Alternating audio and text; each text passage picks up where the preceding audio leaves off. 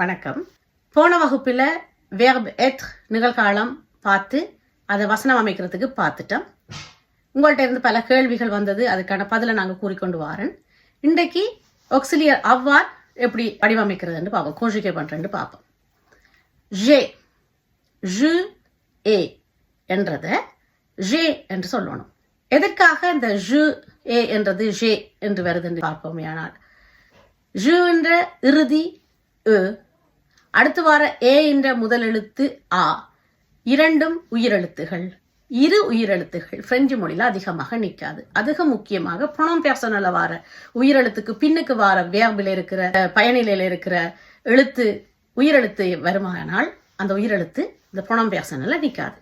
அதற்காக ஜு ஏ இல்லாமல் ஜே என்று சொல்லி வெட்டுப்பட்டு ஜேயா மாறிடுது. சி ஆ, இல் ஆ, எல் ஆ, nous avons. இங்க நூக்கு பின்னுக்கு ஒரு எஸ் வருது, அடுத்தது உயிரெழுத்தா வருது. இந்த எஸ் பின்னுக்கு வர அவனோட சேரப்போது, அப்ப ஒரு எஸ் அழுத்தமாக nous avons என்று உச்சரிக்கப்படுகிறது.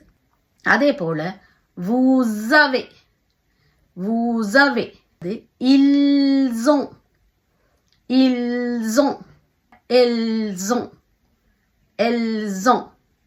J'ai, tu as, il a, elle a. Nous avons, vous avez, ils ont, elles ont. இதை பாடமாய்க்கொள்ளுங்க. அடுத்த வகுப்புக்கு அவ்வாறு போட்டு வசனம் அமைக்கிறதுக்கு பார்க்கலாம். வணக்கம்.